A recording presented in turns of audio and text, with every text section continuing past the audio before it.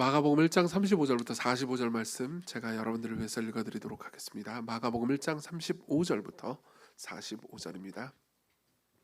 하나님의 말씀을 들으십시오.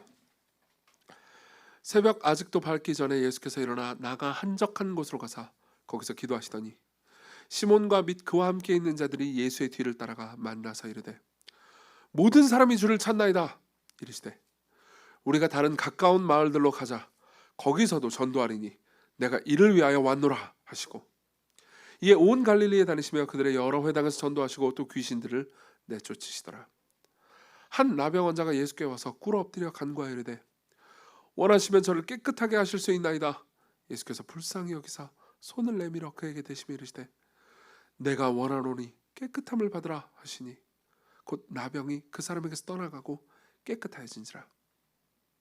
곧 보내시며 엄히 경고하사 이르시되 삼가 아무에게 아무 말도 하지 않고 가서 네 몸을 제사장에게 보이고 내가 깨끗하게 되었으니 모세가 명한 것을 드려 그들에게 입증하라 하였더라.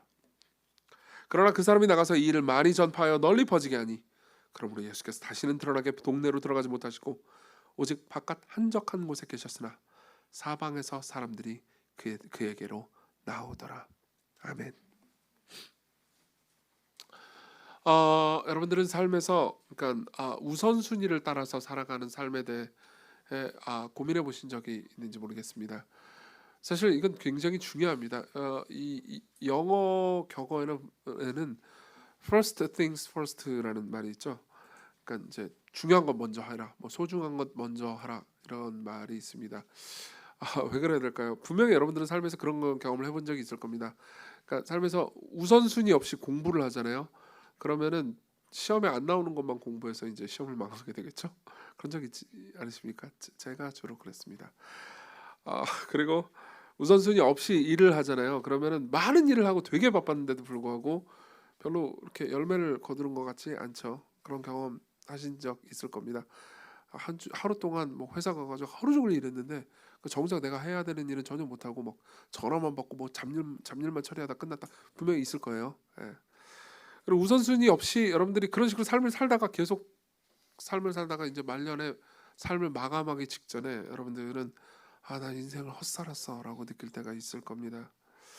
분주하게 살아도 의미가 없게 느껴지는 것, 이게 우선순위 없는 삶의 비참함이죠.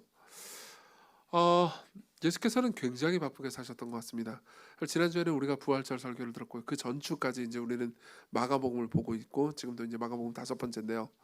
우리가 그 전주에 봤던 예수님은 이제 하루 동안의 일상을 보았습니다. 그 일상을 보면요, 하루 종일 엄청나게 바쁘게 삶을 사셨죠. 말씀을 전하시고 귀신을 내쫓으시고 병든 자를 고치셨습니다. 우리가 가지고 있는 성경 32절에 보면요, 이런 말씀이 있습니다. 저물어 해질 때 모든 병자와 귀신 들린 자를 예수께 데려오니 온 동네가 그문 앞에 모였고 예수께서 각종 병이 든 많은 사람을 고치시며 많은 귀신을 내쫓으셨다라는 이야기가 있습니다.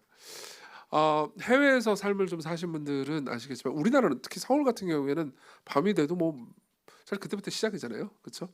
근데 해외에서 사신 분들은 느끼셨겠지만은 저녁이 되잖아요. 그러면 아무것도 안 합니다. 불도 다 꺼지고 상점도 문을 열지 않아요.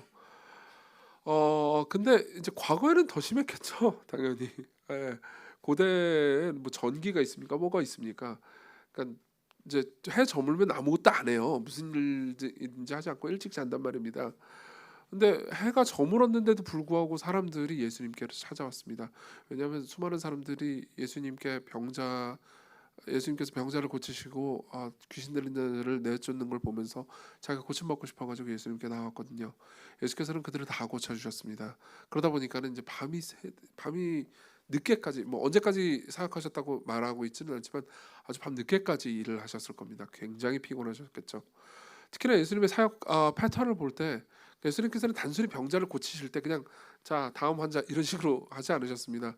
그들과 대화를 나누셨고 상담을 하셨고 그들의 육체적인 질병뿐만 아니라 마음까지 고쳐주셨죠. 뭐 제가 병든 자를 고친 사람 저건 한 번도 없습니다. 한 번도 없지만 위에서 기도한 적만 많죠. 물론 위에서 기도하다가 이제 병든 자가 낫는 일을 본 경험은 꽤 있습니다. 그렇지만은 이제 뭐 한 명씩 만나가지고 얘기하면 상담을 하지 않겠습니까? 뭐 여기 계신 분들 중에서도 많은 분들이 저와 개인적인 상담을 했을 겁니다.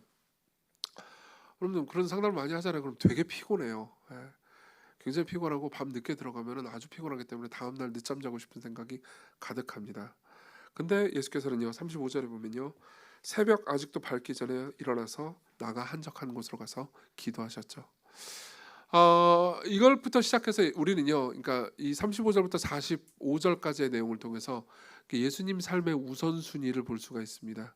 그분의 삶에는 분명한 목적과 방향이 있었고요. 그리고 그분이 만나는 사람들은 그 분명한 목적과 방향, 즉 삶의 우선순위를 상실한 사람들이었습니다. 그럼 어떻게 우리는 이 상실에서 벗어날 수 있을까요?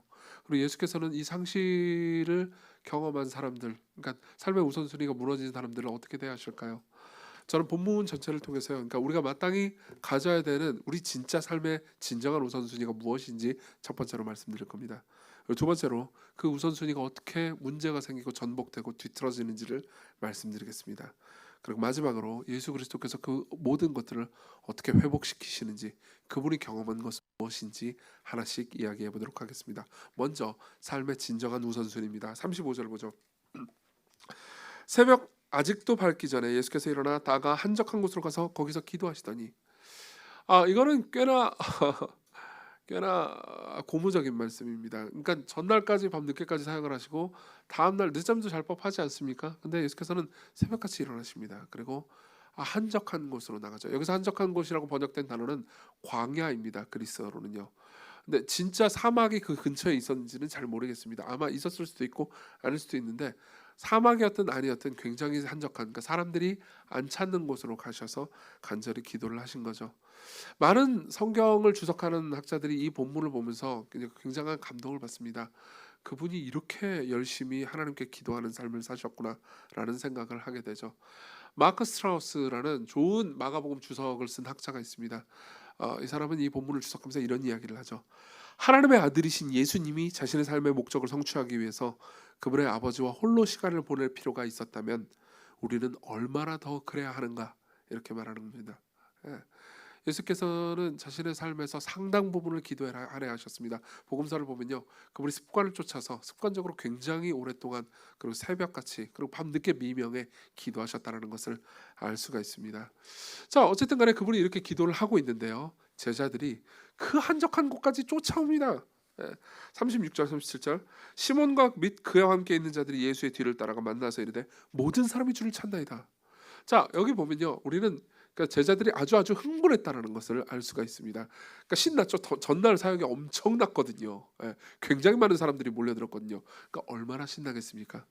여러분들 입장을 바꾸어 생각해 봅시다. 여러분들이 스타트업을 했다고 합시다. 뭐 누구와 동역자와 함께 이제 스타트업을 했는데 갑자기 터진 겁니다. 마케팅이 이번에 터졌어요. 그래서 사람들이 엄청나게 몰려들었습니다. 그러면 어떻겠습니까? 신나죠. 그럼 당연히 모든 사람이 우리를 찾는군이라고 생각하기 마련입니다. 사실 이건 과장이죠. 어떻게 모든 사람이 찾았겠습니까? 여기서 사실 우리가 이 본문이 마가복음이라는 걸 안다면은 마가가 숨겨놓은 약간의 위트를 발견할 수 있습니다. 여기 보면 시몬과 및 그와 함께 있는 자들이 예수의 뒤를 따라가 만나서 이르되 모든 사람이 주를 찾나이다, 이렇게 말하잖아요. 시몬이 강조돼 있습니다. 시몬은 베드로입니다. 그렇죠? 제자들이 많은데 꼭 시몬을 따로 써놓습니다. 여기에는 이유가 있습니다. 마가는 베드로의 제자였습니다. 그리고 마가는 예수님과 실제로 같이 사역을 한 적이 없단 말이에요. 그러다 보니까 이제 여기 기록된 모든 예수님의 이야기는 마가가 베드로한테 들은 얘기입니다. 즉 학자들은요 이걸 마가복음서라고도 부르지만 베드로복음서라고도 부릅니다. 베드로가 경험한 이야기를 다 써놓는 거죠. 근데 여기 보면은 베드로가 굉장히 흥분하고 있죠. 그러니까 베드로가 나중에 이제 마가한테 얘기해 준 겁니다. 아유, 나는 그때 예수님 속도 모르고 예수께서 새벽 기도하러 가시는데 신나가지고 여기서 한가하게 기도를 하실 때입니까? 지금 모든 사람이 우리를 찾고 있는데, 그러면서 이제 떠들어댔지. 예수님 속도 모르고. 그러면서 자조적으로 이야기를 했을 겁니다. 자기 반성적으로요. 그리고 그것이 이제 마가복음은 마가가 굉장히 이걸 간결하게 기록을 해놓는 거죠. 그러니까 예수께서 뭐라고 말씀하십니까? 이르시되 38절입니다. 우리가 다른 가까운 마을들로 가자. 거기서도 전도하리니 나는 내가 이를 위해서 왔노라 하시고 이에 온 갈릴리에 다니시며 그들의 여러 회당에서 전도하시고 또 귀신들을 내쫓으시니라, 이렇게 말씀하십니다. 무슨 말이냐면요, 그러니까 베드로는 이렇게 생각했던 거예요. 지금 당신의 병 고치는 능력이 엄청납니다. 그걸 다 알고 있지 않습니까? 사람들이 다 당신을 찾습니다. 그러니까는 여기 와서 빨리빨리 또 병 고치러 갑시다. 그런 거죠. 그러니까 예수께서는 무슨 소리냐? 나는 병 고치러 온 게 아니다. 내가 진짜로 온 이유는 전도하러 왔다. 하나님의 말씀을 전하러 왔다. 나는 사람들이 육체 질병을 앓고 있는 걸 보고 불쌍히 여기긴 하지만 육체 질병 이면에 마음의 병이, 마음의 죄가 더 큰 문제라는 것을 알고 있다. 그리고 그걸 고치기 위해서 나는 복음을 전해야 한다. 나는 이것 때문에 왔다. 내 삶의 우선순위는 아버지께서 내게 명령하신 것을 내가 하는 것이다 라고 말한 거죠. 예. 자, 여기서 우리는요, 예수님 삶의 궁극적인 우선순위가 무엇인지 보입니다. 우리는 그분이 그러니까 아주 전날까지 심하게 피곤하게 사역했다는 걸 압니다. 그럼에도 불구하고 그분은요, 새벽같이 일어나서 기도하기를 마다하지 않았습니다. 우리는 이걸 이런 식으로만 생각할 수 있습니다. 이분은 의지력이 대단하셨군. 아니요, 그렇지 않습니다. 그렇지 않습니다. 이분의 의지력이 대단했다기보다는 이분이 일을 너무 많이 했기 때문에 이걸 쉬려면 기도를 더 많이 해야 된다고 느낀 겁니다. 그렇죠? 여러분들도 분명히 그런 거 있을 겁니다. 그러니까 일종의 보상 심리 같은 거죠. 저는 보통 주일날 어떻게 보내냐면은 이제 2부 예배 끝나잖아요. 그러면 이제 세 번째 예배를 신촌으로 이제 설교하러 갑니다. 그럼 그 사이에 저 긴장돼 가지고 잘 먹지 못해요. 믿기지 않겠지만 그래요. 예. 그래서 간단한 거 하나 먹고 신촌에 가서 예배를 드리고 나서 그 다음에 이제 저녁 식사를 조금 괜찮게 합니다. 그러고 저녁 예배까지 끝내고 나서 집에 가면은 뭐가 있죠? 보상 심리. 그때 세상 여러분 그거 아세요? 그때 전 세계에서 제일 맛있는 음식은 뭐죠? 라면과 치킨이죠. 두 개를 같이 먹으면 너무 좋고요. 이게 보상 심리입니다. 그렇죠. 생각해 보세요. 이게 여러분들은 일을 많이 하면 보상 심리로 그만큼 유튜브를 더 많이 보기를 원합니다. 일을 많이 하면 그만큼 보상 심리로 여행을 좀 더 먼 데로 가기를 원합니다. 맞죠? 예수께서는요, 일을 너무 많이 해서 보상 심리로 기도를 더 많이 하기를 원하셨습니다. 이해되세요? 이해가 안 되죠. 여러분들은 무슨 소리야? 기도가 일인데. 아니요. 그분에게는 기도가 일이 아니었습니다. 기도가 쉼이었습니다. 아버지요, 나는 어제 하루 종일 일했습니다. 그렇기 때문에 나는 당신 안에서의 안식이 오늘 더 많이 필요합니다. 어제 사역하느라 2시간 기도했는데 어제 사역을 너무 많이 했기 때문에 오늘은 3시간 기도해야 되겠습니다. 이해되십니까? 그렇죠? 여기서 우리는요, 그분의 우선순위가요, 하나님이었다는 것을 알게 됩니다. 여러분들은 다 가장 사랑하는 존재가 여러분들의 우선순위가 된다는 걸 알 겁니다. 아이를 낳잖아요. 아이를 낳는 부모의 아이를 사랑하는 부모의 가장 큰 우선순위는 아이입니다. 아이에게 모든 삶이 매여요. 그렇죠? 여러분들이 짝사랑에 빠진다면요, 사랑하는 그 상대를 중심으로 온 세계가 돌아간다는 것을 알게 될 겁니다. 여러분들이 교회를 사랑하잖아요. 우리 교회는 그런 분들이 많이 있죠. 그러니까 처음에 교회에 올 때는 뭐 쭈뼛거리면서 별로 그러니까 교회 적당히 예배만 드리고 집에 가겠다라는 분위기였다가 나중에 이제 한 1, 2년 지나고 나면 뭐 그렇게 시킨 적도 없어요. 교회에서 온갖 모임 다 만들어내고 교회를 뭐 평상시에 회사 끝나면 교회 오고 회사 안 가도 교회 오고 회사 가면 교회를 못 오는데 하여튼 그러는 거죠. 그런 사람들을 볼 때가 있습니다. 뭐 제가 너희들 교회 중심적으로 살아라 이것들아 이렇게 말한 적도 없어요. 혹시 그렇게 말한 사람 있으면 나중에 끝나고 알려주십시오. 없습니다. 그냥 사랑하니까요. 사랑하면은 모든 걸 그 중심으로 살게 되잖아요. 그래서 시간과 돈도 아낌없이 교회를 위해서 그리고 여러분들이 사랑하는 것을 위해서 쓰게 됩니다. 그렇죠? 예수님께 있어서 최고의 우선순위는 하나님이었습니다. 성부 하나님이었죠. 그분은요, 자신이 알려지기를 원치도 않았습니다. 사람들은 이 시몬과 이 베드로와 제자들은 신이 났습니다. 와, 이제 우리가 인정받는구나. 우리 운동이 이 예수 운동이라는 게 인정받아가지고 이제 널리 퍼져서 굉장한 성과와 열매를 거두겠구나. 우린 터졌다. 이런 생각이 들 겁니다. 그렇지만요, 예수께는요, 사람들의 인정이 예수님께 제일 좋은 것이 아니었습니다. 그분이 가장 사랑하는 분, 성부 하나님의 인정과 교제와 그분의 뜻을 따르는 것만이 그분에게 최고의 우선순위였죠. 그래서 생각하는 겁니다. 내가 병자를 고칠 수 있지만 병자를 고치는 것이 내게 있어서 우선순위가 아니다. 내 아버지의 말씀, 내 아버지의 뜻, 내 아버지의 성품, 내 아버지께서 하신 일들을 내가 말해주는 것, 즉 전도하는 것이 내게 우선순위다. 이것이 나의 가장 중요한 목적이다. 그렇죠? 이게 삶의 우선순위입니다. 여러분 보십시오. 여러분들이 하나님을 그렇게 사랑하지 않는다 하더라도요, 하나님이 여러분들을 만드신 존재가 맞다면, 그리고 하나님께서 이 모든 것을 운행하시고 다스리시고 여러분들을 이끌어 가시는 분이 맞다면요, 여러분들의 삶의 최우선순위는 마땅히 하나님이 되어야 할 것입니다. 그렇죠? 생각해보세요. 여러분들이 여러 사람들에게 잘 보인다 하더라도요, 그 모든 것들을 만드신 하나님, 제일 위에 계신 분에게 잘 보이지 않는다면 여러분들의 삶은 무슨 의미가 있단 말입니까? 그렇죠? 여러분들의 삶이 하나님 위에 최고의 우선순위가 되지 않잖아요. 그럼요, 여러분들은 삶의 마지막 순간에요, 난 내 인생을 헛살았어라고 말할지 모릅니다. 여러분들이 그리스도인이든 그리스도인이 아니든 상관없습니다. 나는 종교가 없는데요라고 생각하는 분들도요, 진짜 생각해 보십시오. 신이 진짜 있다고 합시다. 그리고 그 신이 여러분들을 만들었다고 합시다. 그러면 어떻겠습니까? 그렇죠? 여러분들이 왜 만들어졌고 어떤 방식으로 기능하는지 아는 분은요, 그분밖에 없습니다. 그렇죠? 그리고 여러분들이 어떻게 살아야 되는지 아는 분도 그분밖에 없습니다. 그럼 그분의 뜻을 따라서 그분을 알아가면서 살아가는 삶이야말로 가장 중요한 삶이 아니겠습니까? 거기에 시간을 투자하고 여러분들의 삶을 투자하는 것이야말로 여러분들의 삶에서 가장 중요한 일 아니겠습니까?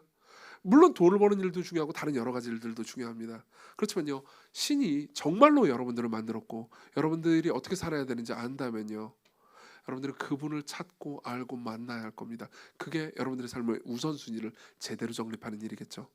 물론 여러분들이 이렇게 생각할지 모릅니다. 아니, 그 신이 나한테 와가지고 내 삶의 목적이 뭔지, 내 이유가 뭔지, 나는 어떻게 살아야 되는지 한 방에 쫙 알려줘가지고 블루프린트를 줬으면 좋겠습니다, 이런 생각을 할지도 모르겠습니다. 그렇죠? 갑자기 하나님께서 여러분들에게 나타나는 거예요. 자, 너희들의 삶의 블루프린트를 내가 알려주마. 내가 전지하니까 난 모든 거 다 알고 있어. 일단 너희들이 이상적인 직업, 이건 이거야. 지금 너는 이런 A 직업을 가지고 있지만 그거 아니야. B야, B. 지금 A에서 좀 방황하고 있지. 좀 하다가 이렇게 너는 때려치게 될 거야. B로 가라고. 지금부터 이거 하기 위해서 공부해. 그리고 이 직업을 하다 보면 삶에서 한 6개월 정도 고난이 있을 거란다. 이 6개월 동안 고난을 힘들 거야. 그렇지만 걱정 마. 6개월 지나면 끝날 거니까. 자, 이 모든 것들을 여러분들이 삶에서 죽을 때까지 그 모든 것들을 다 알려준다고 합시다. 넌 누구하고 결혼해? 지금 연애하는 대상 지금 헤어지게 될 거야. 그걸 다 가르쳐준다고 합시다. 그럼 얼마나 편하겠습니까? 그렇죠? 역시 하나님은 내 손에 잡히는 신이야. 여러분, 만일 하나님께서 여러분들에게 그런 방식으로 여러분들의 인생을 만들어주잖아요. 물론 그분은 그 모든 것을 알고 계십니다. 그러나 그런 방식으로 여러분들에게 다가가시잖아요. 그럼 여러분들이 절대 안 할 게 하나 있습니다. 뭔지 아십니까? 기도요. 왜 합니까? 자, 고난이 시작됐어. 알고 있어. 6개월 지나면 끝나. 기도를 왜 합니까? 여러분들의 삶의 모든 게 통제가 되는데 여러분들은 하나님을 이용할 이 가치는 있겠지만 그분과 사귀어 살 가치는 전혀 느끼지 못하게 될 겁니다. 그렇지 않습니까? 여러분, 예수께서는요, 그런 식으로 삶을 살지 않으셨습니다. 하나 여담으로 말씀드리자면, 여담이 아니고 중요한 건데요, 그리스도께서 그분이 하나님이시지만요, 사람으로 삶을 살 때는요, 그분의 인성 안에서 그분은요, 미래를 모르셨습니다. 바꿔서 말해볼까요? 물론 그분은 하나님이시기 때문에 여전히 모든 걸 아십니다. 그렇지만 그분이 사람으로 사는 그 순간에 그분은 미래를, 자신의 신성을 제한하면서 미래를 모르셨습니다. 그 말은요, 그분의 삶에서 계속해서 자신의 사랑하는 성부 하나님을 의지하고 신뢰하면서 사셨어야 했다는 겁니다. 그분은 앞으로, 그러니까 자기에게 어떤 환자가 들이닥칠지, 어떤 사람이 들이닥칠지, 물론 십자가에 못 박혀 죽고 부활하실 것은 알고 계셨습니다. 왜냐하면 구약 성경에 그 모든 것들이 예언되어 있기 때문이죠. 구약 성경을 보면서 알고 계셨지만 그분은 순간순간 자신에게 들이닥칠 일을 성부 하나님을 신뢰하면서 사실 수밖에 없었습니다. 그래서 그분이 매일 기도하신 거죠. 왜요?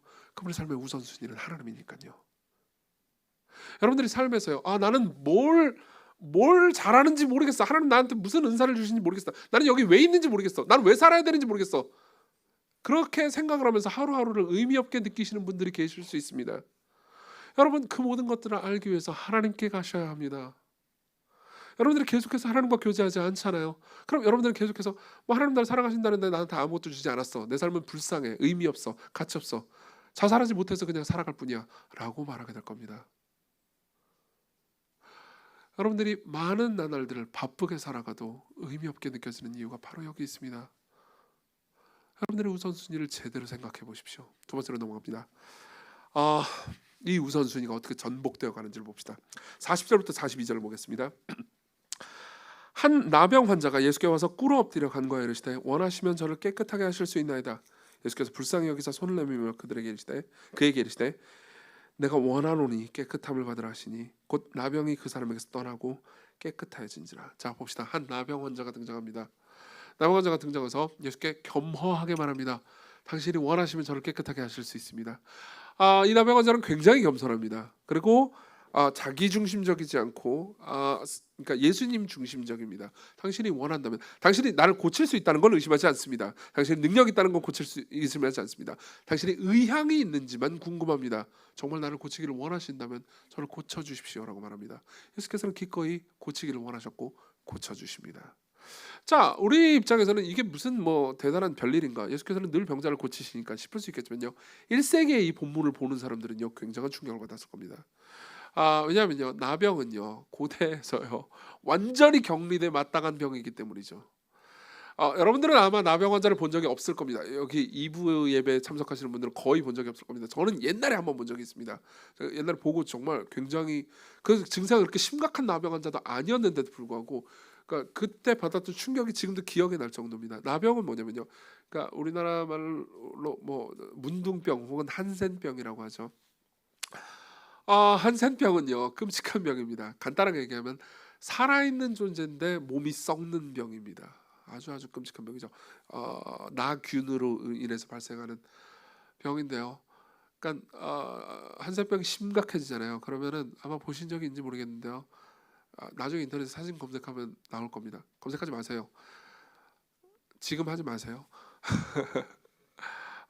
이렇게 코가 주저앉아 버립니다. 코가 없어져요. 예. 그리고 손가락이 다 없어져가지고 손이 뭉툭하게 되고 발도 뭉툭하게 됩니다. 이게 아주 심각해지면요. 생각해보세요. 고대는 이걸 막을 항생제가 없었습니다. 지금은 항생제 먹으면 끝납니다. 예.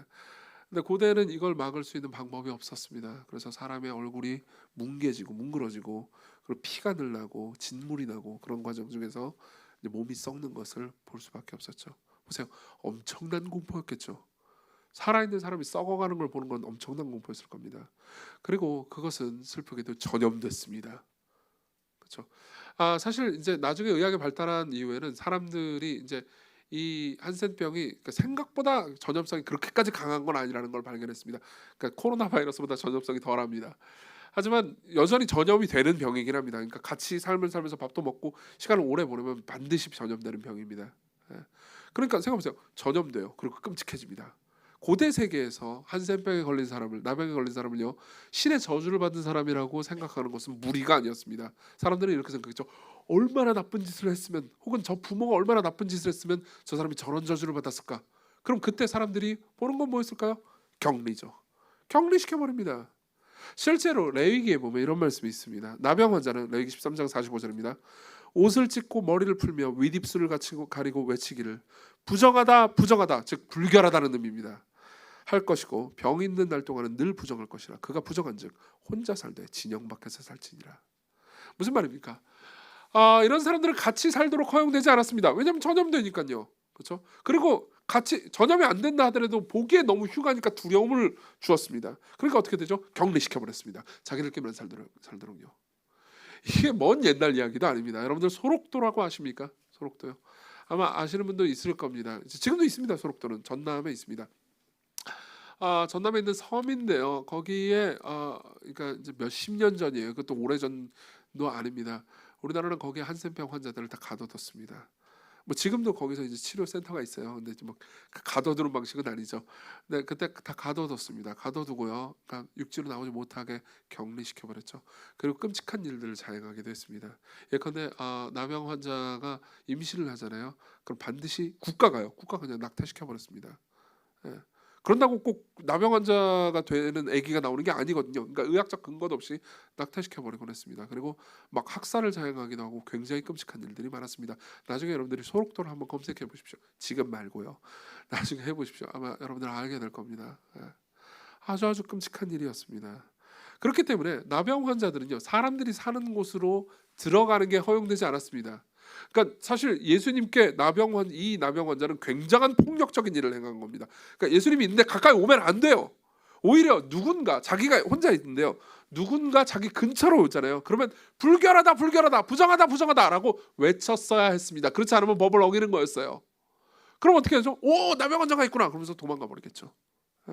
사실 멀리서 봐도 외모만 보고도 저 사람과 가까이 가고 싶지 않다라는 생각이 들게 생겼기 때문에 사람들은 멀리서 보기만 해도 도망갔습니다. 근데 도망가지 않는 사람이 있을 수도 있으니까는 부정하다라고 외쳤어야 했죠. 그러면 주변 사람들은 모든 사람들은 다 도망가 버렸을 겁니다. 예. 병이 옮을지도 모르니까요. 이건 뭘 의미합니까? 이 사람들은요, 이 남영 환자들은요, 단순히 육체적으로만 고통을 당하는 사람들이 아니라는 거죠. 그 이상입니다. 이 사람들은 육체적으로뿐만 아니라 정서적으로, 영적으로 버림받았습니다. 그렇죠? 자, 남영 환자들도 그 사람도 사람이잖아요. 자, 성경에 보면요, 10계명이 있습니다. 10계명 중에 네 번째 계명은 안식일을 기억하여 거룩히 지키라는 거죠. 안식일 날 유대인들은 회당에 모여서 예배를 드렸습니다. 자, 퀴즈. 남영한 자들을 위한 예배는 있었을까요? 없었을까요? 당연히 없죠. 그딴 게 어디 있습니까? 남영한 자들을 위해서 열심히 사역했던 랍비가 있었을까요? 그런 건 없었습니다.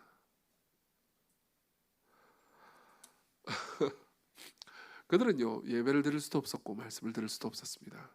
사회적으로, 정서적으로, 심지어 영적으로 철저한 고립 상태에 있었죠. 자, 여러분들은 여기까지 이야기를 듣고 이런 생각이 들지 모릅니다. 야, 이 고대 근동 사람들은 참으로 미개하구나.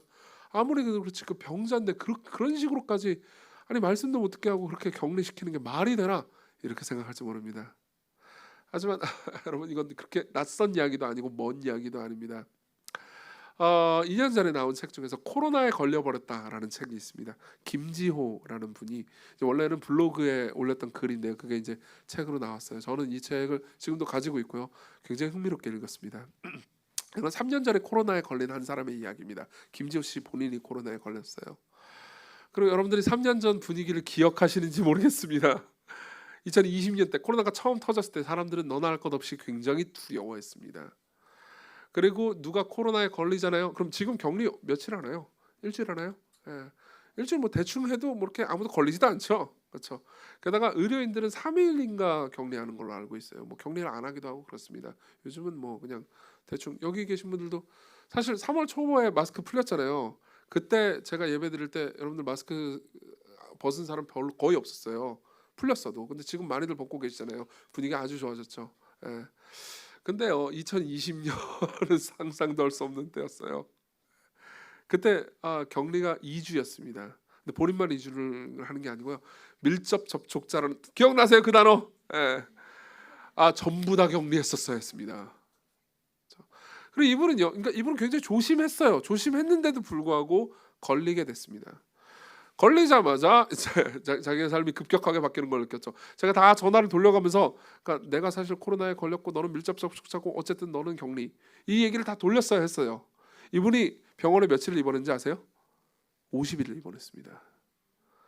이 얘기를 들으면 1부 때도 이 얘기를 하니까 사람들이 깜짝 놀랐는데요, 이분이 50일 입원한 건 그렇게 긴 기간도 아니었습니다. 당시에 100일 넘게 입원하는 사람들도 있었어요. 기억나세요? 그때 코로나 가려내려고 그 있잖아요, 면봉, 겁내 긴 면봉. 아마 PCR 검사 받아보신 분들은 다 아실 거예요. 받아보신 분들 많이, 저도 받아봤습니다. 이 코를 이렇게 가는데 뭔가 더 이상 얘가 들어오면 안 될 것 같은 부분까지 막 들어오잖아요. 이건 아닌 것 같은데. 그럼 으악! 그러면 이제 빼고. 그러면은 그 모든 과정 중에서 코로나 비스무리한 게 0.01이라도 있으면 나는 격리인 겁니다. 맞죠? 그리고 병원에 입원해서 그걸 계속 찔러요. 매일 찌르고, 그리고 그 찔러서 나온 결과가 코로나가 0.01도 없어야만 밖으로 나갈 수 있는 겁니다. 그러니까 50일 걸린 거죠. 이해되시죠? 그렇죠? 그게 3년 전 이야기예요. 아니 3년 전도 아니 2년 전까지만 해도 그랬습니다. 그렇죠? 예. 작년쯤 돼서야 이제 비로소 조금 더 나아졌죠, 분위기가. 2년 전까지만 해도 그랬습니다. 자, 그리고 나서 이분이 거리로 걸어서 이제 전화 통화를 막 하는 거예요. 자, 계속 읽어드릴게요. 전화 통화를 하면 할수록 죄책감이 들었다. 아니, 어느새 나는 죄인이 되었다. 가족에게 전염병을 옮기는 죄인, 회사에 전염병을 옮기는 죄인, 지역사회에 전염병을 옮기는 죄인. 통화를 할 때마다 마치 변명처럼 상황을 설명해야 했고, 설명이 끝나면 모두 하나같이 어쩌다 걸렸니? 조심하자 그랬어 라고 하면서 걱정해주는 듯 나를 원망했다. 그때마다 머릿속에 저장된 자주 묻는 질문 리스트에 2번 질문에 대한 답변 재생 버튼을 눌러 똑같은 설명을 반복했다. 반복하면 반복할수록 나는 더욱 머리를 조아리게 되었다. 기계적으로 답변해도 될 텐데 이야기를 하면 할수록 죄책감은 깊어졌다. 그리고 그들의 걱정을 진정시키는 건 그때나 지금이나 내 몫이다. 이해되십니까? 자, 그리고 나서 어쨌든 50일 동안 이제 갇혀 있다가 나왔어요. 그래서 이제 드디어 퇴원을 했습니다. 그래서 이제 회사에다 전화를 한 거죠. 회사에다 전화를 해가지고 언제쯤 출근하면 되겠냐라고 물었습니다. 그러니까 이런 일이 일어났습니다. 언제부터 출근하면 좋을지 이야기를 나누려는 참에 팀장이 담담한 어조로 말했다. 병원에서 고생하셨어요. 그런데 회사에 있는 사람들이 GOC로 인해 코로나에 옮을까봐 두려워하네요. 그래서 말인데 우선 재택근무를 3주 정도 더 하는 게 좋을 것 같아요. 순간 말을 잇지 못했다. 멍해졌다. 나오지 말라고? 50일 동안 병원에서의 생활을 마무리 짓고 나는 분명 격리 해제 통보를 받고 퇴원했는데 말이다. 보세요. 이 사람은 병을 다 지내고 항체가 있는 사람이라고요. 무슨 말이냐면 일반 사람보다 더 안전한 사람이에요. 근데도 불구하고 걸린 적이 있다는 이유만으로 자신이 걸릴까봐 두려워서 나오지 말라는 거예요.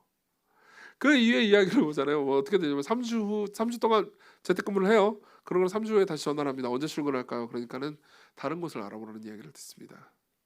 예. 그럼 결국 회사를 그만두죠. 그러면서 이제 다 인용할 수는 없지만 이분은 자신이 코로나에 걸린 것 때문에 얼마나 사회로부터 계속해서 격리되고 소외됐는지를 이야기합니다. 여러분 보세요. 물론 그 가운데서 그러니까 자신을 위해서 헌신적으로 노력해준 의료인들이 얼마나 고맙고 감사한지에 대한 감사 표현도 있지 않습니다. 그렇지만요, 보세요. 여러분 이 과정 중에서 이 사람을 이토록 격리하게 만든 사회 시스템이나 방역 당국의 노력을 폄하하고 싶지는 않을 겁니다. 맞죠? 그렇죠?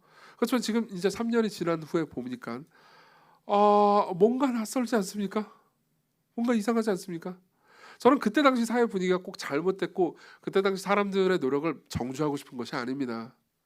하지만 이 사람은요 굉장한 소외감을 느낍니다. 이 소외감은요 그러니까 육체가 아프다라는 것 이상입니다. 사람들로부터 버림받는 소외감이죠. 그렇죠?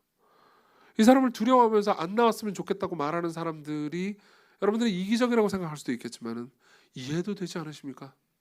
그때 분위기는 그랬습니다. 여러분 이게 몇 년 전이라고요? 3년 전이에요. 우리가 이 고대 근동 미개한 놈들 나병 환자를 이렇게 차별하다니 이렇게 말할 수 있을까요? 아니요. 그럴 수 없을 겁니다. 사실 이거는요. 이 나병 환자의 일만이 아닙니다. 이 나병 환자는요. 그러니까 사실 모든 인간이 어떤 존재인지를 말해주는 어떤 슬픔에 잠겨 있는지를 말해주는 일종의 샘플일 뿐입니다. 보세요. 우리는요. 너나 할 것 없이 자기중심적입니다. 그렇죠? 무슨 말이냐면 삶의 우선순위에서 최우선순위가 자기 자신이라는 겁니다. 그렇죠? 근데 보세요. 삶을 살아갑니다. 여러분들은 자기 자신을 최우선순위로 삽니다. 근데 갑자기 병을 가진 사람이 근처에 옵니다. 나는 내 안전, 내 건강이 최우선인데 저 사람이 나한테 병을 옮길 수 있잖아요. 그럼 어떻게 하죠? 격리시키죠. 피합니다. 저 사람을 마음속으로 손절하는 거죠. 근데 그게 꼭 병일 뿐일까요? 그렇지 않을 겁니다. 여러분 삶을 살다 보면요. 교회에서도 마찬가지일 겁니다. 그러니까 나는 나의 안전과 나의 복지와 나의 복리를 최우선으로 늘 살아갑니다. 근데 여러분들은 삶에서 삶을 살다 보면 어떤 사람은 마음에 들지 않는 사람이 있습니다. 여러분들의 정신 건강을 해치는 사람들이 있을 겁니다. 그렇죠? 예.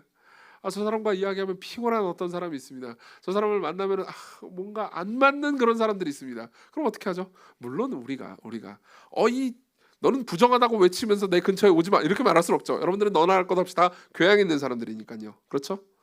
하지만 어떻게 합니까? 적당한 방식으로 안녕하세요 그리고 손절하는 거죠. 쉽지 않습니까? 이게 우리가 서로가 서로를 격리하는 방식입니다. 네.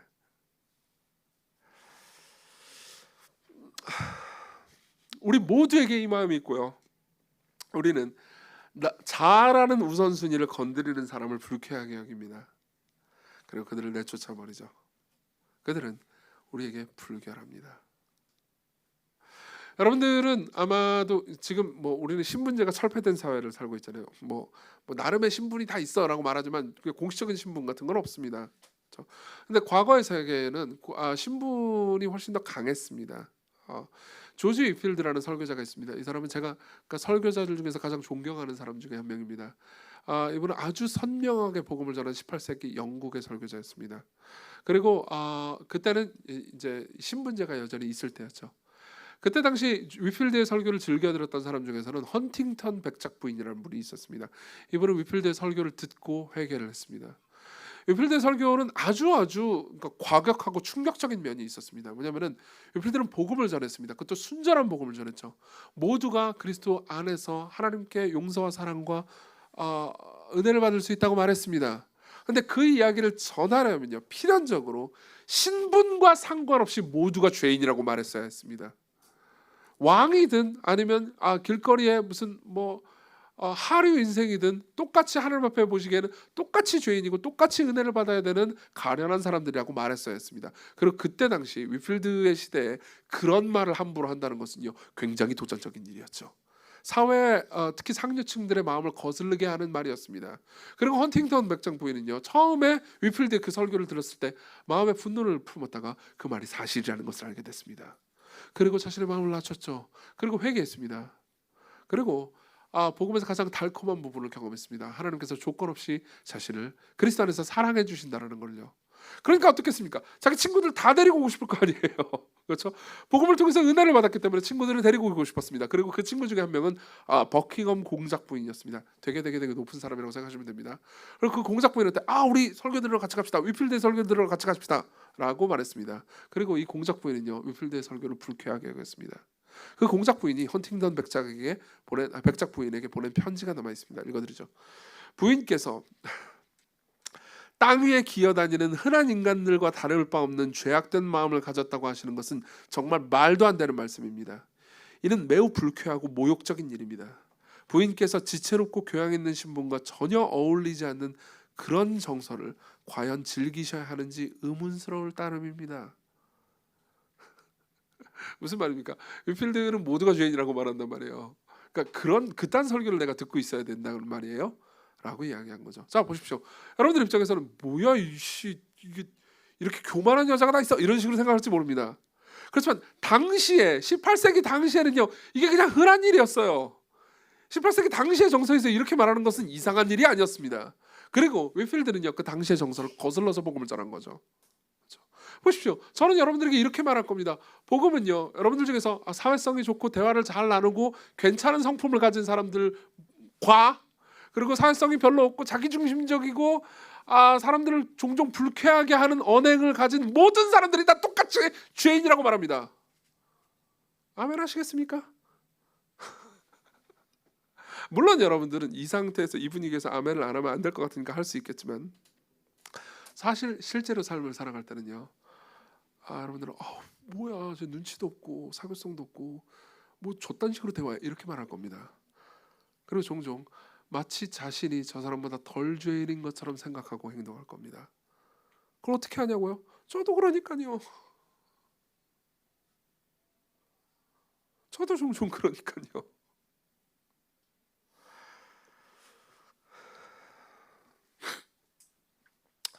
우리는 그들을 사실상 나병 환자 취급하고 있는 겁니다. 그리고 그들도 나를 나병 환자 취급합니다. 그리고 적당히 거리를 두면서 격리하고 있는 거죠. 이 인간이 당하고 있는 슬픔입니다. 그러면서 항상 우리는 생각하죠. 저 사람은 나를 어떻게 생각할까? 저 사람 나를 싫어하지 않을까? 저 사람 나를 함부로 대하지 않을까? 그리고 모두가 자신의 삶의 우선순위에 자기 자신이 있기 때문에 자신에게 조금만 불쾌하게 해도 선을 긋지만, 내가 남들에게 불쾌하게 할까봐 선을 긋지 않을까, 저 사람이 나를 선을 그어버리지 않을까 두려워합니다. 이게 인간이 처한 슬픔이에요. 반전이 있습니다. 여기는 일종의 반전이 있습니다. 보세요. 이게 되게 재미있는 반전인데요. 예수께서 병자를 고쳐주시잖아요. 그렇죠? 나병 환자를 결국 고쳐주십니다. 근데 그 이후에 어떤 일이 벌어지는지 아십니까? 43절, 곧 보내시며 엄히 경고하세요. 이르시되 삼가 아무에게 아무 말도 하지 말고 가서 네 몸을 제사장에게 보이고 내가 깨끗하게 되었으니 모세가 명한 것을 드려 그들에게 입증하라 하셨더라. 그러나 그 사람이 나가서 이 일을 많이 전파하여 널리 퍼지게 하니, 그러므로 예수께서 다시는 드러나게 동네에 들어가지 못하시고 오직 바깥 한적한 곳에 계셨으나 사방에서 사람들이 그에게로 나온지라. 자, 보십시오. 설명해 드리겠습니다. 그리고 나서 병자를 고치시고 나서 아까 전에 말씀드렸듯이 병자는요, 나병 환자는 굉장히 겸손했습니다. 전혀 자기중심적이지 않았어요. 그러다가 이제 병자를 다 고치시고 나서 이렇게 말씀하십니다. 아무에게도 아무 말도 하지 마라. 엄히 경고를 하십니다. 그러니까는 이 병자는 어떻게 합니까? 동네방네 돌아다니면서 자신이 고침받았다는 것, 자신이 예수님에 의해서 고침받았다는 것을 다 말하고 다닙니다. 그래서 수많은 사람들이 예수님께로 나아오죠. 여러분 보십시오. 이 본문을 볼 때 우리는 보통 그러니까 복음을 만천하에 전하여서 모두가 예수님을 믿게 하라. 이 역에 너무 익숙하다 보니까는 이 남영환자 뭐 잘못한 게 있어? 그냥 예수님을 다 전해야 되는 거잖아. 그리스도 중심적인 복음 전파를 했네. 이렇게 생각할 수도 있습니다. 아니에요. 그런 게 아니었습니다. 예수께서는 진심이었습니다. 예수님께서 야 좀 이렇게 말하지 마. 그래야 이제 이 사람이 더 말을 많이 하겠지. 이런 심리적 효과를 노린 게 아니었어요. 간단하게 얘기하자면 이렇습니다. 예수께서는요, 아까도 말씀드렸듯이 삶의 우선순위가 하나님이었습니다. 그리고 복음이었습니다. 그 말은 무슨 말이냐면요, 예수께서는 단순히 병자들을 고치러 이 땅에 오신 것이 아니었습니다. 병자들을 고치면 건강해지겠죠. 건강해지면 건강한 삶을 살다가 어떻게 되죠? 죽습니다. 문제는 그들의 마음이 병들었다는 것입니다. 그들의 마음이 죄로 인해서 오염됐다는 것입니다. 그렇기 때문에 그들을 진정으로 치유하려면 복음을 전하셨어야 했습니다. 그리고 사람들이 예수님을요, 그러니까 병이나 잘 고치는 사람 정도로 인식하기를 원치 않았습니다. 예수께서는 자신이 그런 방식의 메시아로 사람들에게 인식되기를 원하지 않으셨고, 그래서 자꾸 자기 자신의 진정한 정체를 숨기려고 하셨습니다. 그리고 자기 자신이 어떤 존재인지 병자를 고치고 귀신을 내쫓으심으로써 입증하기보다는 복음으로 입증하려고 하셨죠. 그렇죠? 근데 이 사람이요 이렇게 생각한 거죠. 이 남의 관자는 내가 생각하기에 이런 얘기는 많이 전해줘야지, 이 사람을 띄워야지, 이렇게 생각했을런지도 모릅니다. 그래서 말하고 다닌 거죠. 그래서 오히려 예수님을 곤경에 빠뜨린 겁니다. 자, 여기서 우리가 볼 수 있는 게 있죠. 이 남의 관자는요, 자기중심적입니다. 일종의 답정너가 있죠. 그렇죠?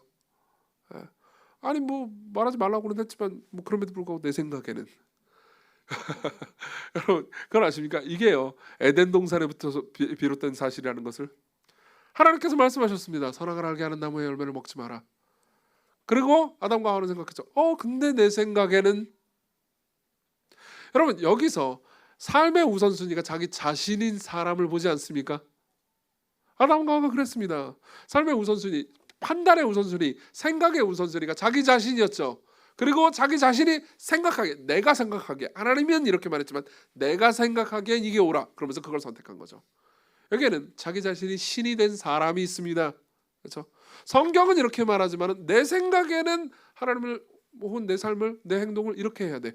보세요, 이 사람은 자기가 신입니다. 그리고 그토록 겸손하던 나병 환자는요, 병을 고침받고 다시 자기가 신이 됩니다. 그렇죠? 이 사람마저도 자기중심적이었다는 것.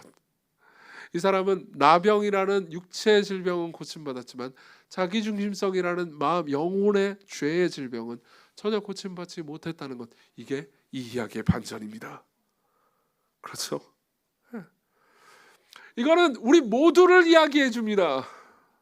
제임스 에드워즈라는 신약학자는 이렇게 얘기해 줍니다. 그가, 문둥병자가 규정된 성결 의식대로 행했는지를 우리가 듣지 못한다. 우리가 아는 것은 그 사람이 예수님의 명령을 어겼다는 것이다.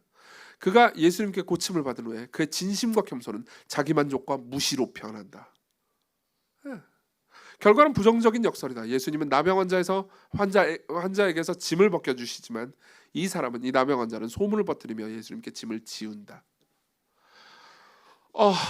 이거는요, 우리 모두가 겪고 있는 문제입니다. 우리 모두 너나 할 것 없이, 저를 포함해서요, 자아가 최고의 우선순위가 된 삶을 살고 있고요. 그것 때문에 자신도 짐을 지지만 상대방에게도 짐을 지우죠. 그렇죠? 그리고 하나님이 나에게 뭐라고 말씀하셨다 하더라도 내가 생각하기에 이렇다라고 생각하면은 그렇게 해갑니다. 자, 그러면은 이 문제를 예수께서는 어떻게 해결하셨을까요? 그분은 어떻게 이 문제를 해결하기를 바라셨을까요? 자, 밑으로 내려가 봅시다. 41절을 봅시다. 41절 같이 한번 읽어봅시다. 같이 읽겠습니다. 시작. 예수께서 불쌍히 여기사 손을 내밀어 그에게 대심히 이르시되 내가 원하노니 깨끗함을 받으라 하시니라. 자, 보십시다. 아까 제가 말씀드렸듯이요, 이 나병 환자가 예수님께 접근했다는 것 자체가 아주 공격적인 행동이었습니다. 나병 환자는 자신이 부정하다라고 말하면서 예수님을 쫓아냈어야 했습니다. 오히려 근처로 가면요. 근데 이 나병 환자는 예수님께 과감히 접근합니다. 그리고 예수께서는요, 하신 일이 있고 하지 않으신 일이 있습니다. 둘 다가 중요합니다. 이 둘 다를 통해서 그분이 우리를 위해서 어떤 일을 하셨는지를 볼 수 있습니다. 첫 번째, 하신 일은 뭐죠? 손을 대시는 거였습니다. 41절에 보면 손을 대시며 말씀을 하십니다. 내가 원하노니 깨끗함을 받으라. 이게 뭘 의미하는지 아시겠습니까? 예수께서는요 병자를요 굳이 손을 대실 필요는 없었습니다. 그는 부정한 자였기 때문에 레위기의 율법에 따르면요 그에게 손을 대잖아요. 그러면은 부정함이 옮아갑니다. 그래서 손을 댄 사람도 7일 동안 부정해집니다. 그러니까 절대 손을 대면 안 됩니다. 근데 예수께서는 일부러 손을 대십니다. 그분은요 말씀만으로 병을 고치실 수 있었습니다. 나아라. 그럼 나았을 거예요. 혹은 마음속으로 생각만 해도 병을 고치실 수 있었을 겁니다. 실제로 성경에 보면요 예수께서 생각을 하지도 않았는데도 불구하고 병을 고친 사건이 등장합니다. 예수께서 그냥 걸어가고 계시는데 혈루병 걸린 어떤 여자가 예수님의 옷자락을 그냥 만지기만 했는데도 병이 나왔습니다. 그러니까 그분은요 절대 손을 댈 필요가 없었습니다. 근데 그분은 일부러 손을 대십니다. 왜 그랬을까요? 아까 제가 이런 말씀을 드렸습니다. 나병이라는 거는요 단순히 육체적인 질병이 아니라고요. 육체적인 뿐만 아니라 정서적이고 영적인 질병이었습니다. 그 사람이 정서적으로 영적으로 무슨 문제가 있어서 그 질병에 걸렸다는 의미가 아닙니다. 그 질병에 걸리잖아요. 그럼 사람들이 그를 피합니다. 사람들이 그를 격리합니다. 그럼 어떻게 되죠? 고독하고 소외되고 외로워집니다. 여러분 생각해보세요. 여러분들이 그런 삶을 산다고 해봅시다. 내가 몰골이 끔찍해졌습니다. 그것만으로도 고통스러운데 그것 때문에 사람들이 계속 나를 버립니다. 나와 대화를 나누려고 들지도 않습니다. 내가 어떤 사람인지 알려고 하지도 않습니다. 여러분 생각해보세요. 여러분들 다 너나 아까 없이 다 괜찮은 사람들이잖아요. 매력적인 사람들이잖아요. 나도 알고 보면 매력적인 사람인데 나와 대화를 나누기도 전에 내 외모만 보고 나를 피합니다. 여러분 이게 굉장히 낯선 이야기처럼 들리시나요?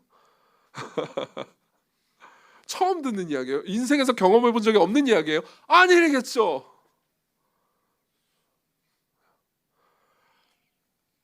누구도 그 사람을 터치하는 일은 없습니다. 손을 대는 일 따위는 없어요. 안아주는 것 그런 것 절대 없습니다. 그리고 그렇기 때문에 이 나병 환자는요 육체적일 뿐만 아니라 정서적이고 영적인 문제를 가지고 있었습니다. 그래서 예수께서는요 이 사람을 그냥 입술로 말로만 고치신 게 아니고요 손을 대시고 고치시는 거죠. 여기는 체제의 전복이 있습니다. 질서를 변화시키는 게 있습니다. 그분은 깨끗한 분입니다. 깨끗한 건 더러운 것에 손을 대면 안 됩니다. 맞죠? 깨끗한 게 더러운 것에 손을 대면 어떻게 되죠? 깨끗한 게 더러워집니다. 깨끗한 화장지를 더러운 뭐를 닦으면 화장지가 더러워지는 거잖아요. 휴지가. 근데 여기서 최초로요. 깨끗한 게 더러운 게 닿았을 때 더러운 게 깨끗해지는 일이 일어납니다. 여러분들은 제가 신학 교수님이 우병우 교수님하고 친하다는 거 다 아실 겁니다. 그분은 마가복음 주석을 쓴 일이 있는데요. 이건 아직 출간되지 않았습니다. 저는 개인적으로 친하니까 뺏었습니다. 거기 보면 이런 이야기가 있습니다. 예수께서 불쌍히 여기서 손을 내밀어 그에게 대신 예수님은 그에게 이제 손을 대셨어요. 대신 예수님은 기독교와 유대교의 차이를 단적으로 보여준다.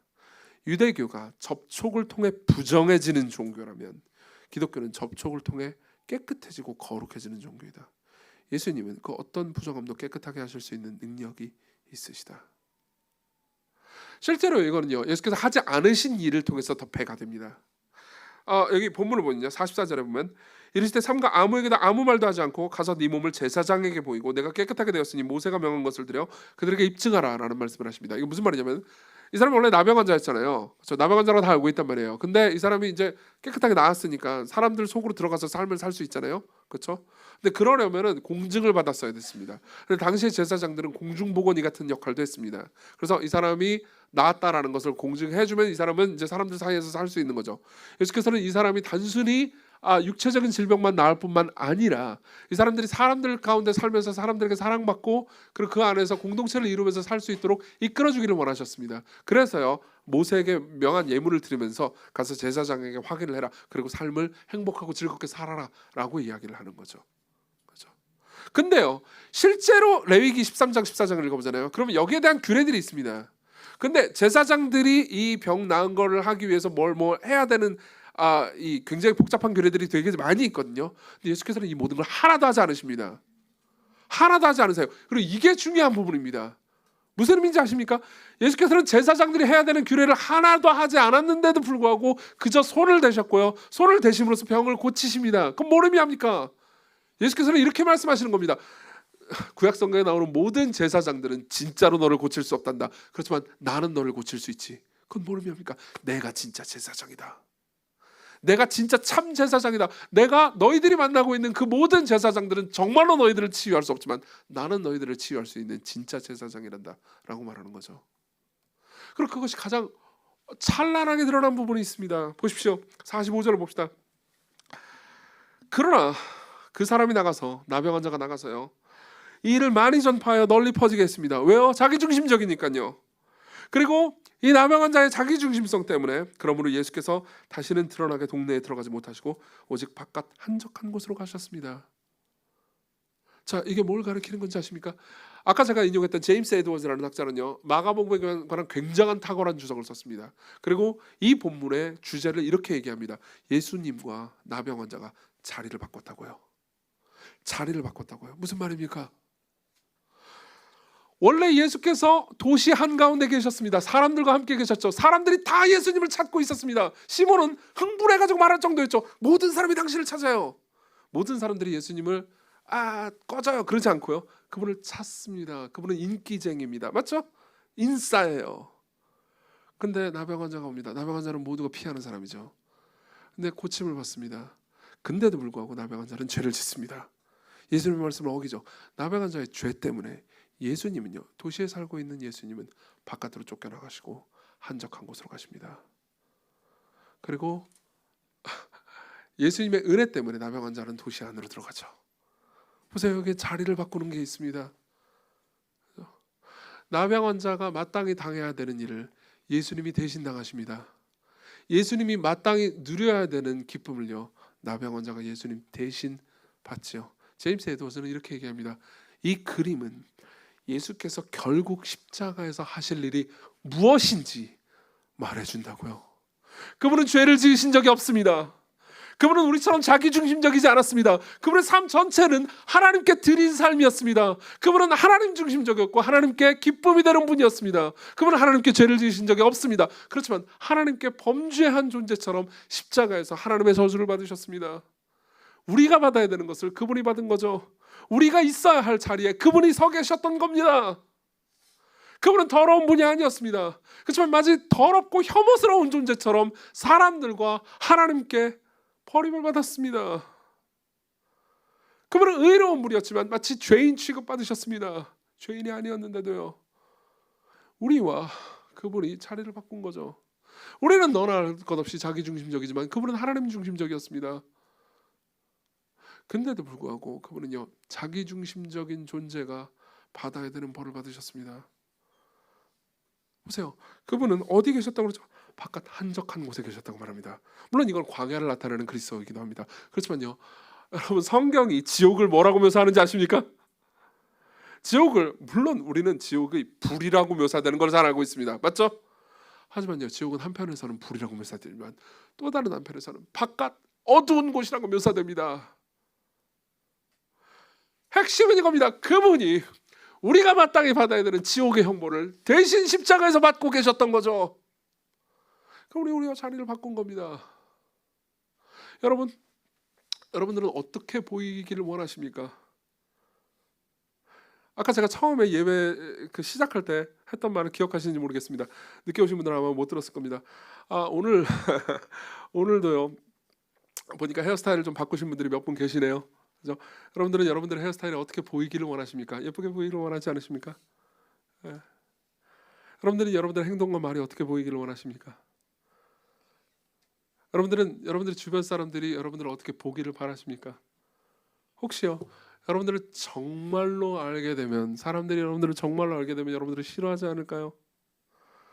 여러분들을 상종 못할 인간으로 보지 않을까요? 여러분, 교회에 왔을 때, 오늘 하루를 보낼 때도요, 그러니까 내가 진짜 어떤 존재인지 사람들에게 들킬까 봐 두려운 적이 없습니까? 내가 이렇게 행동하면, 내가 내 속을 다 까발면, 나의 진짜 문제가 다 드러나면 사람들은 나를 어떻게 볼까? 어떻게 볼까요? 이정규가 진짜 어떤 존재인지 여러분들이 알게 된다면 여러분들은 이렇게 빽빽히 앉아가지고 설교를 듣고 있을까요? 여러분들이 진짜 어떤 존재인지 제 이정규가 알게 된다면 제가 여러분들을 목양하면서 계속 사랑해 줄까요? 아마 우린 자신이 없겠죠. 그분은요, 예수님은요, 여러분들이 어떤 존재인지 아십니다. 그리고 여러분들이 받아야 되는 그 자리로 가셨습니다. 우리가 나병 환자라도 상관없습니다. 그분은 우리를 손절하지 않으셨습니다. 격리시키지도 않으셨죠. 그분은 우리를 끌어안아 주셨습니다. 그리고 그게 십자가예요.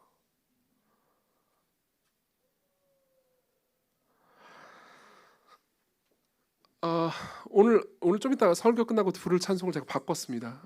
원래는 다른 노래였는데요. 더 좋은 곡으로 바꿨습니다. 가사를 읽어드리죠. 십자가에서 그는 내 이름 바꾸셨네. 십자가에서 그는 내 이름 바꾸셨네. 고아에서 아들로, 거절에서 용납으로, 죄인에서 의인으로 바꿔주셨네. 저주에서 축복으로, 원수에서 연인으로, 창기에서 신부로 바꿔주셨네. 왜요? 왜 이게 가능했습니까? 왜냐하면 예수님이 고아가 되셨기 때문입니다. 예수님이 거절받으셨기 때문입니다. 예수께서 죄인 취급받으셨기 때문입니다. 예수께서 저주를 받으셨고, 예수께서 원수가 되셨고, 성부 하나님의 예수께서 창기처럼 여김받으셨기 때문입니다. 그분과 우리가 자리를 바꿨습니다. 그분이 질서를 전복하셨습니다. 우리가 원래 질서를 전복했죠. 그분은 찬양받기 마땅한 분인데 저주를 받으셨습니다. 그리고 그분이 그렇게 사실 수 있었던 이유, 그분이 그렇게 그런 삶을 선택하셨던 가장 큰 이유는요, 우리가 그분과 더불어서 사랑받고 높임받고 그분의 삶을 따라서 살기를 원하셨기 때문이죠. 세 가지 적용을 해드리겠습니다. 빨리 하죠. 첫 번째입니다. 여러분들의 삶의 우선순위에 기도를 놓으십시오. 기도를 놓으십시오. 무슨 말입니까? 여러분들은 점점 변화되어야 합니다. 어떻게 변화해야 됩니까? 여러분들의 삶의 우선순위에 가장 중요한 부분에 하나님이 있어야 합니다. 루터는 이렇게 말한 적이 있습니다. 할 일이 너무 많아서 하루에 3시간 이상 기도하지 않으면 결코 다 끝낼 수 없다. 무슨 말이죠? 어제는 일이 요만큼밖에 없어가지고 내가 2시간 기도했는데 오늘 일이 너무 많아. 그래서 기도를 3시간 정도는 해야 되겠어. 너무 바빠서 기도를 더 많이 해야 될 것 같아.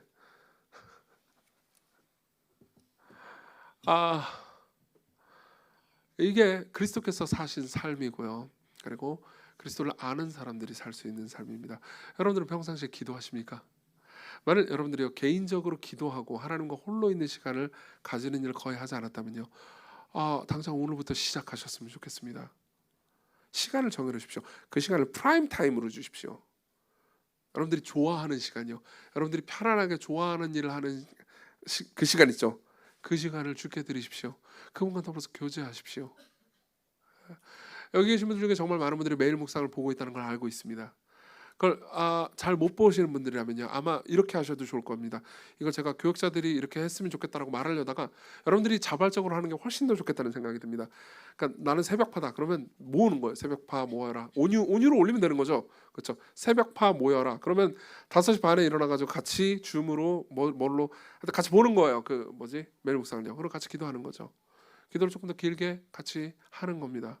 올빼미 파시면요, 11시에 모이면 됩니다. 12시도 모이면 됩니다. 온유에 12시 기도파 이렇게 하면 되겠죠. 그럼 누군가 오겠죠. 그러다 망하면요, 또 딴 데로 가면 됩니다. 네. 여러분들의 자발성을 기대합니다. 두 번째입니다. 하나님 앞에서 여러분들이 어떤 존재인지 보십시오. 여러분들은 삶에서 종종 이럴 때가 있습니다. 하나님이 이렇게 말하긴 했지만은 나는 다르게 생각합니다. 네. 나병 환자도 그렇게 생각했죠.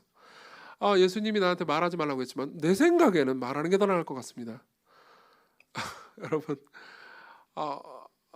우리는 종종 하나님께서 내 삶을 통제하고 다스려야 한다는 것에 대해서 반감을 느낍니다. 하지만 내가 내 삶을 통제하고 다스리는 것은 믿음직하십니까? 그렇지 않을 겁니다. 그분께 우선순위를 드리십시오. 그분께 기꺼이 순종하십시오. 여러분들이 원치 않는 일을 그분이 명하셨다면 그분을 따르십시오. 세 번째입니다. 사진 좀 보여주십시오. 불 좀 꺼주실래요? 다 좀 꺼주세요. 몽땅 꺼주십시오. 저 위에 저것도 꺼주세요. 네. 보이시나요? 이게 무슨 그림 같나요? 지금 발에다 키스하는 것처럼 보이잖아요. 이거는 손양원 목사님입니다. 저 발에다 키스하는 것처럼 보이는 저분은요, 손양원 목사님입니다. 그리고 이 사람은 나병 환자죠. 손양원 목사님은 여수에서 애양원 교회라는 교회를 설립해서 섬기신 분입니다. 그리고 신사참배를 거부하다가 나중에 옥고를 치르시기도 했고요. 나중에 순교하셨습니다. 근데 이분은 평생 한센병 환자들을 이렇게 돌보셨어요. 이 장면은요, 손양원 목사님이 나병 환자의 발에 있는 고름을 입으로 빨아내는 장면입니다. 이제 그만 보셔도 됩니다. 불 켜주세요.